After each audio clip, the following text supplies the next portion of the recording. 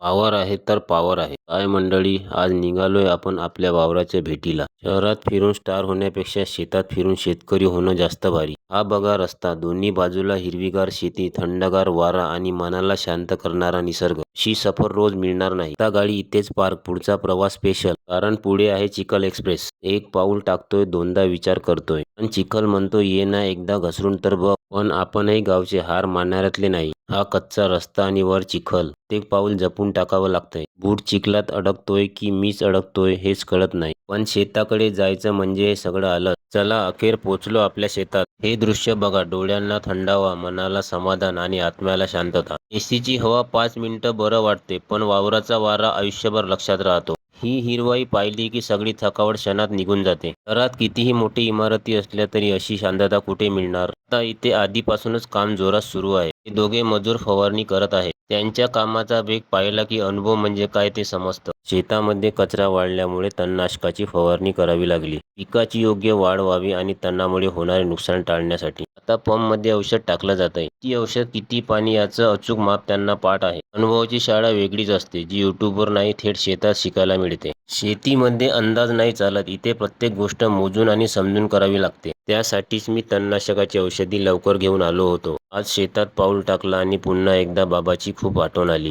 हे शेत फक्त जमीन नाही, ही माझ्या बाबाच्या कष्टाची, घामाची आणि स्वप्नाची ठेव आहे. त्यांच्यासोबत याच पायवाटेने चालायचो. ते प्रत्येक पिकाकडे बघून म्हणायचे, मातीची काळजी घेतली तर माती आयुष्यभर आपली काळजी घेते. आज बाबा या जगात नाहीत, पण त्यांच्या प्रत्येक शब्द, प्रत्येक शिकवण आणि प्रत्येक आठवण या मातीत अजूनही जिवंत आहे. आज मी ज्या पावलांनी या शेतात चाललोय, त्या प्रत्येक पावलामागे बाबाचे संस्कार आहेत. त्यांनी दिलेल्या कष्टाची शिकवण माझी खरी संपत्ती आहे. कधी कधी वाटतं, आज बाबा असते तर माझं काम पाहून हसले असते, खांद्यावर हात ठेवून म्हणाले असते, शाबास, शेतीची साथ कधी सोडू नको. बाबा, तुम्ही दिसत नाही, पण प्रत्येक वाऱ्याच्या झुळझुळीत तुमची साथ जाणवते. या हिरव्यागार शेतात तुमचं अस्तित्व आजही आहे असं वाटतं. तुम्ही दिलेली ही शेती मी जपेन, तुमच्या कष्टाचा आणि नावाचा मान कायम ठेवेन. बाबा, तुम्ही आमच्यात नसाल, पण माझ्या प्रत्येक श्वासात, प्रत्येक कष्टात आणि या मातीच्या प्रत्येक कणात तुम्ही कायम जिवंत आहात. जी आठवण आयुष्यावर माझ्या सोबत राहील.